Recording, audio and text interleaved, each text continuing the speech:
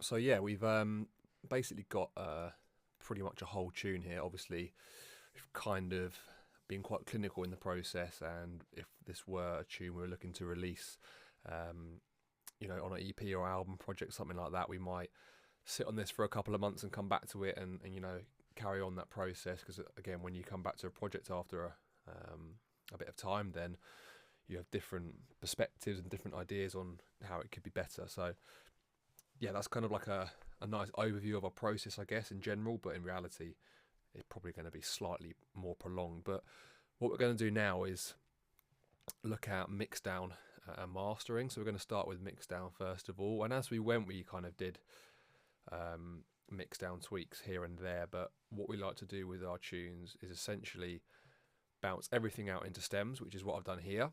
So each group from the project will be its own stem.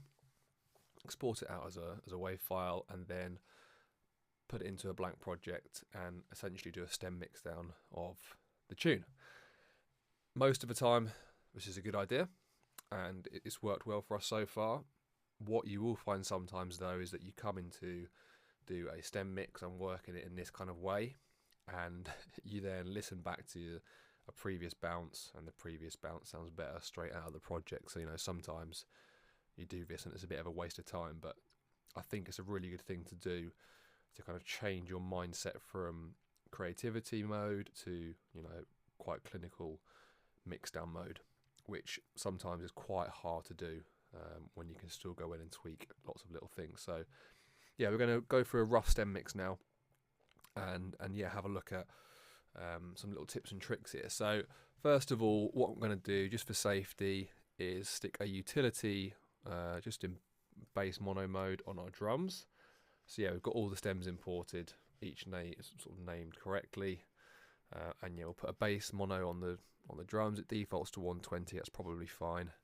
And then on the bass as well, we'll slightly lower this to maybe below 100 hertz, something like that. Just for kind of good practice, I guess. And then what we'll do is load a Pro Q onto drums.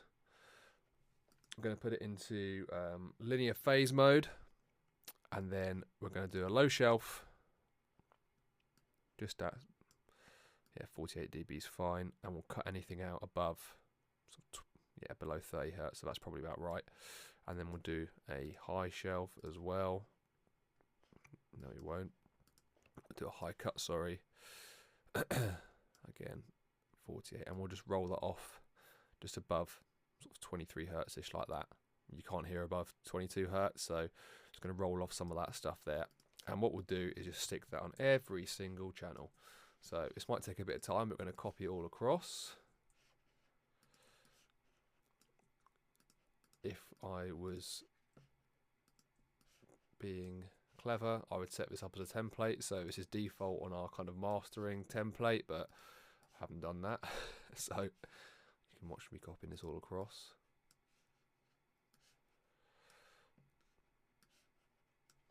So that's just a kind of safety net really at the mix and mastering stage. Now the linear phase mode here basically uses up quite a lot of CPU, so we wouldn't do this on the actual project, but a mix down stage like this is okay. So yeah, and then we'll just give that a quick little play and just check where we're peaking.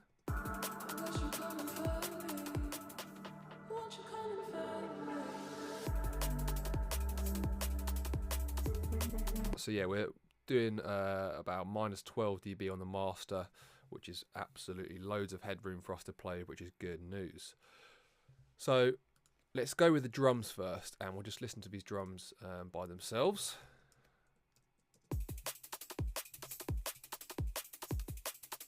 So sounding pretty good, but what we'll do is just open up a virtual mix rack. Again, this is just good habit. We'll sack off this, and what I'll do is just load up this FGA EQ. And I think that when we as Galaxy make our own projects, for some reason we end up with loads of high end, and sometimes you have to be a bit careful with that. And it's a good point to do that at the mixdown stage. So what I'll do is just set a little boost here in sort of low mids area.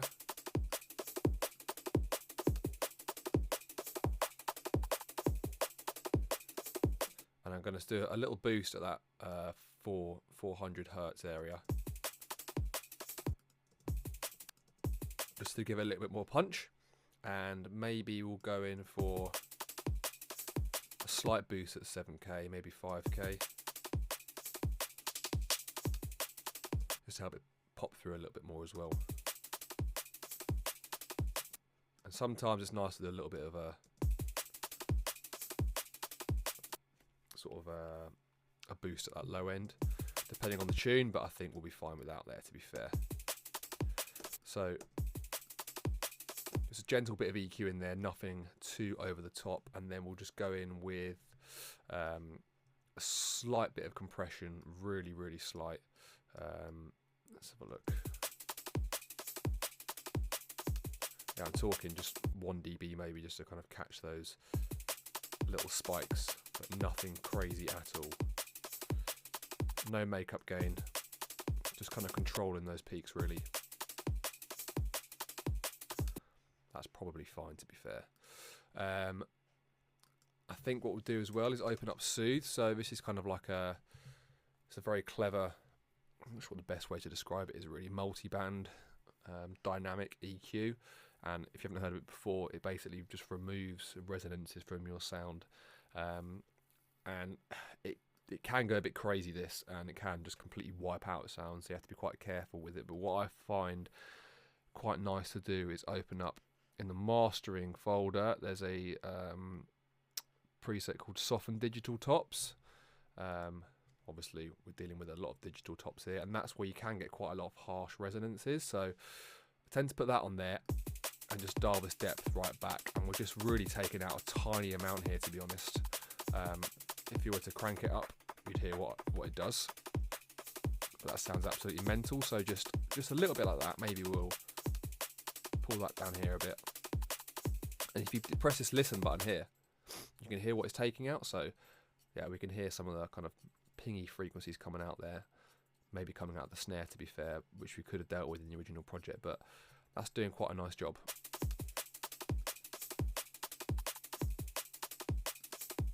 So you probably can't hear too much what that's doing, but if you do kind of do this at a few different stages, maybe we'll put it on the master channel as well during the mastering process, it does help a lot. Sorry, we'll get rid of that.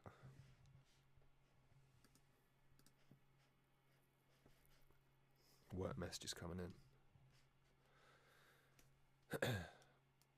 So yeah, that's usually our process on drums. And that sounds pretty good to me. Sometimes we might apply some more saturation and compression here, but I quite like the way that's sounding as well for now. So maybe then we'll go on to our bass. So this is our bass sound as it is.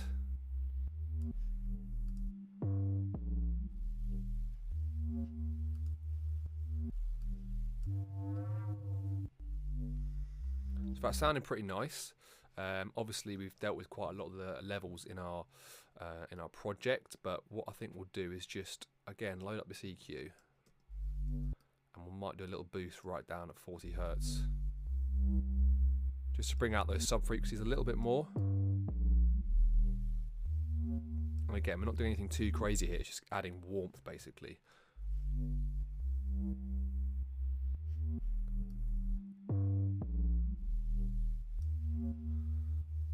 And I think what we'll do with this is just load in Pro C as well. So that kind of 808 that comes into the phrase, potentially a little bit loud, which is nice and characterful, to be fair, but you might just want to control it slightly.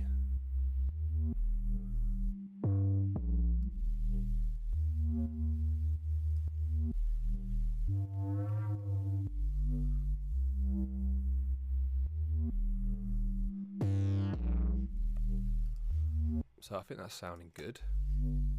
Again, this is a good stage where you can add a little bit more saturation just to kind of give it a bit of bite. Not a lot at all.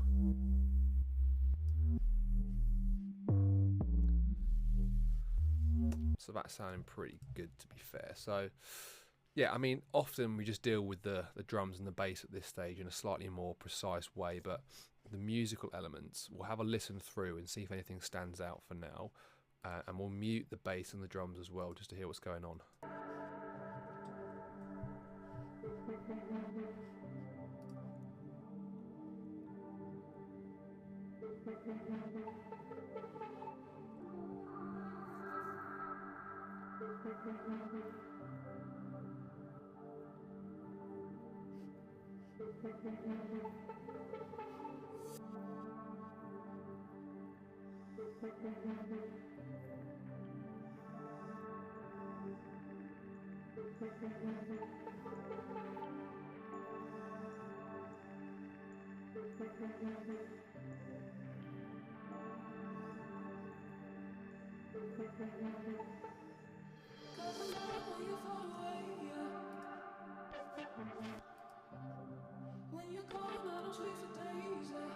So the first thing that stood out to me there, to be fair, is that most of this is sounding quite nicely balanced.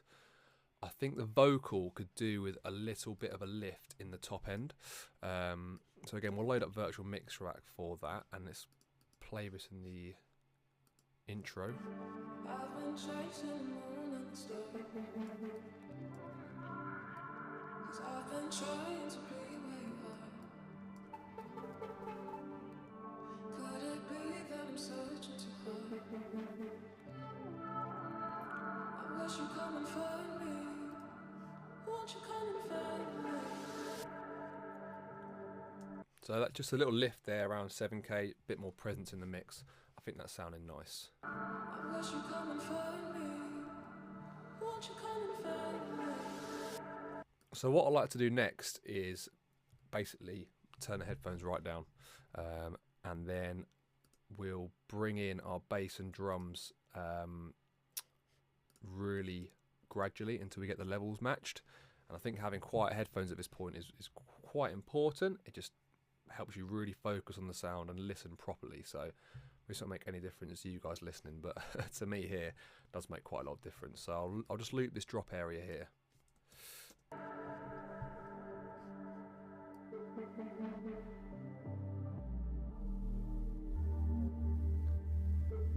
And what I'm looking for is to be able to hear every element in the mix at really low volume. That tells you everything's cutting through nice. That's sounding good to me. And then we'll do the same with the drums.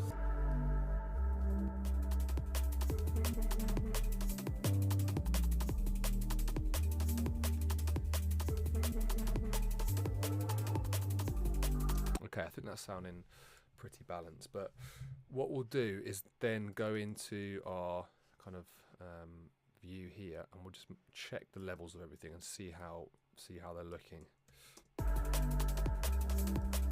And what you want is your drums and bass to hit, roughly the same levels, maybe with the drums slightly louder. We are looking to play with some kind of sound system, and the drums are really important to punch through, so I'll maybe bring those up slightly. And then we want everything else to kind of sit around the kind of same level as the bass and drums, but a little bit quieter. Sometimes you might want to bring the music up or push it back a little bit, but let's have a listen to how it's sounding now.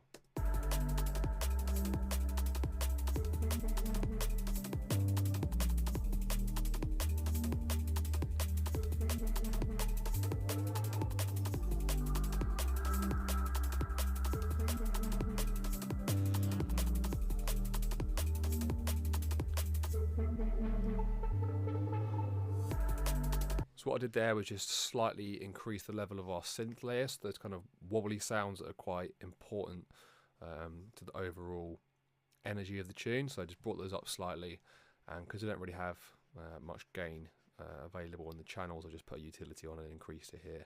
I don't really want to take these faders above 0. That's just habit more than anything else. It won't make a difference if your level's below 0, but yeah. So let's just run that bit further on.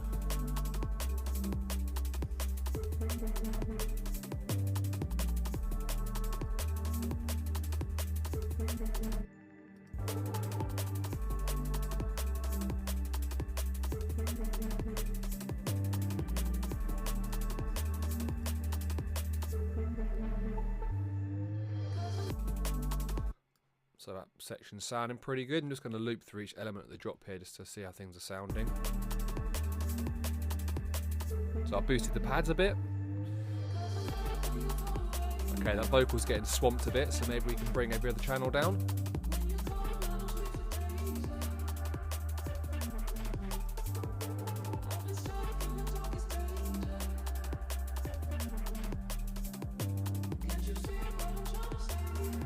So yeah, that vocal's fighting a little bit. Let's just see what it sounds like in the intro.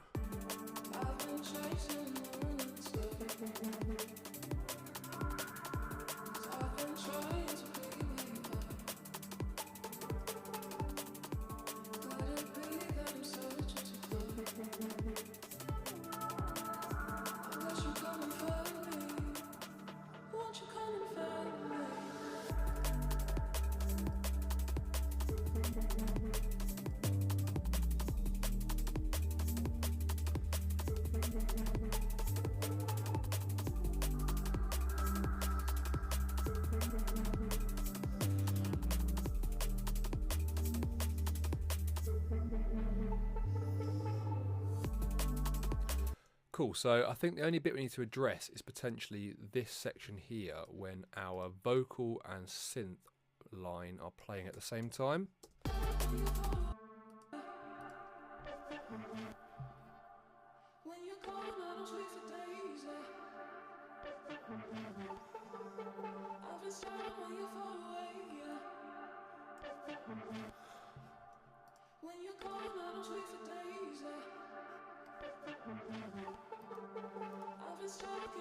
So what I might do is just automate the gain of this channel to come down slightly at this point, only by a couple of dB, and then we'll bring it back up here.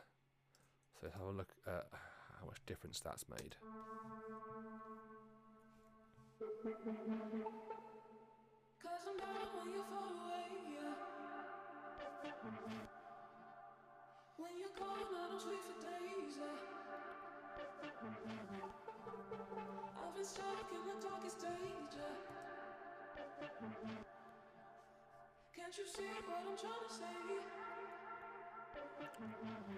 Okay, that's sounding good. That, I think that's much better. Another thing was poking out to me there. In our synth line, there's a few weird resonances going on. So let's just load up Soothe again and have a listen. I think it was this section here. Let's have a look. Turn automation mode off there. So if you've got a weird clicks, yeah, around that kind of low mid area. Let's have a listen to what.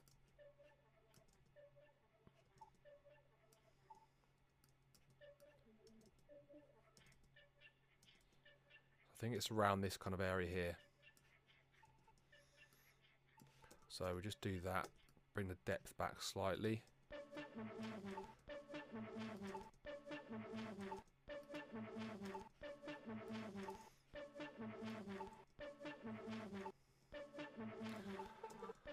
So I think that's sounding a bit better, but I also think it would be worth, again, going in, we'll put this Pro Q at the end of the chain actually, and we'll just roll off even more of these lows. So I think that's a bit better, to be honest. So let's listen to that in context now. Just loop this section up.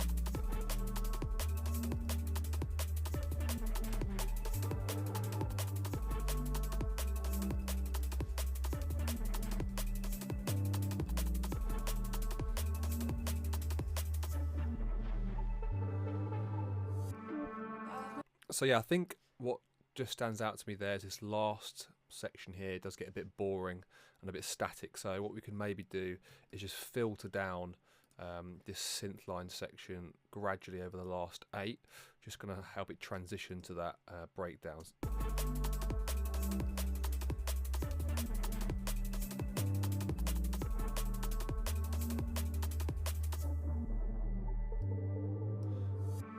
So I think that sounds better.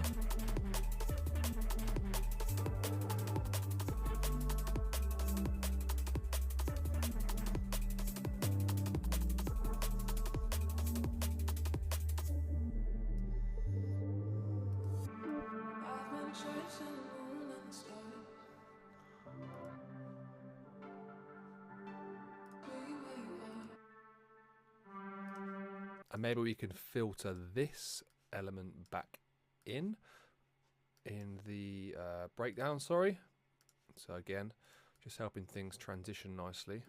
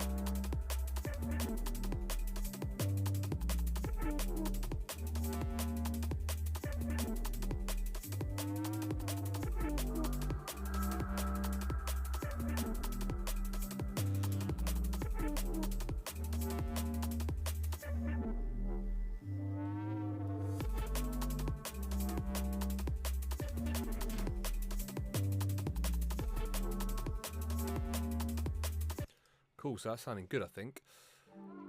Just check the start.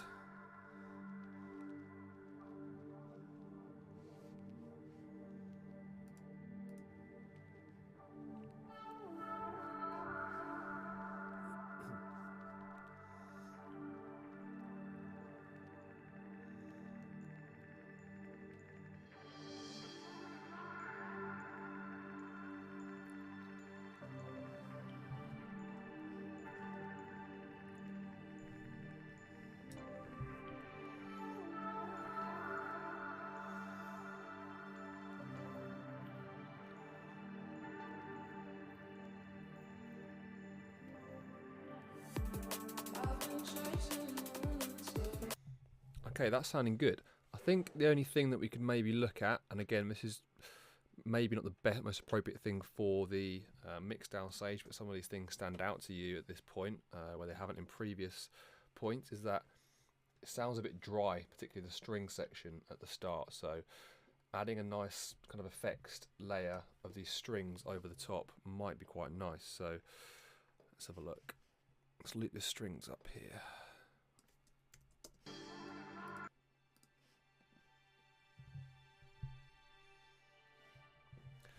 And what I like to use for this sometimes is just, I've got an outboard effects pedal, which is going to run through Ableton as an external instrument. It's called Heat because I've got an analog heat here, but it runs into an eventide reverb and a microcosm, which is like a weird little glitchy delay pedal. And we need to crank the gain, but let's just hear what this pedal's doing. Nothing at the moment. That'll be because we're using OBS and it won't work. Okay, we'll sack that off. What we'll do a similar thing is probably Portal by Output.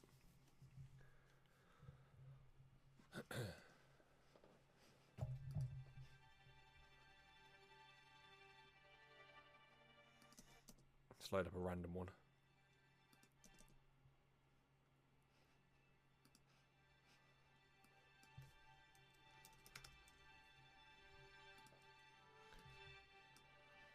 That sounds good.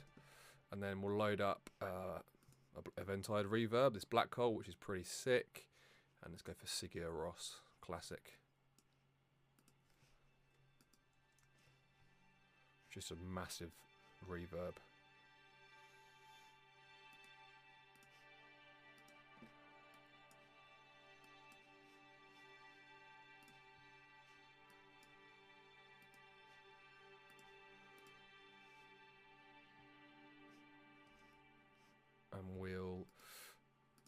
bounce that out. So what we can do is just quickly freeze this track, just for ease.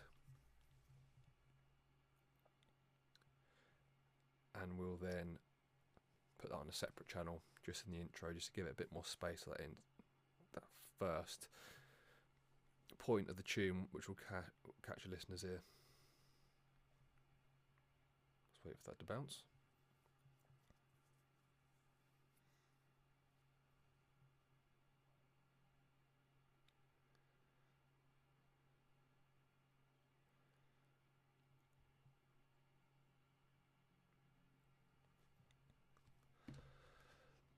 We'll just take this section out here,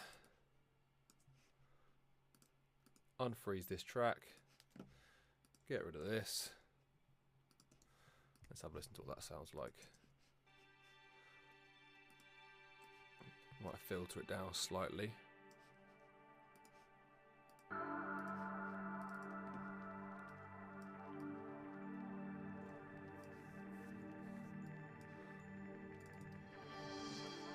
I think that's given a bit nicer space there. And we could probably put that in our breakdown as well.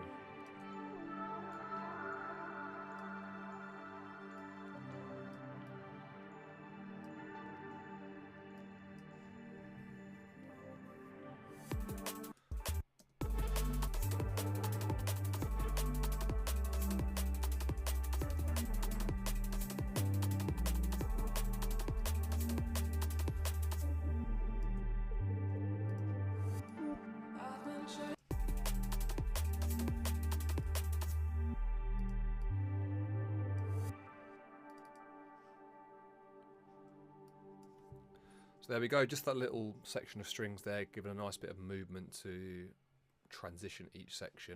And I think as a mix, that's sounding pretty good. Obviously, that's just a first iteration. We might come back to this a couple of times, run it, you know, at the gym, in the car, headphones, different monitors, whatever, just to kind of get a good feel of what it's sounding like. But I think as a mix, I'm pretty happy with that, and we'll move on to a kind of self-master next.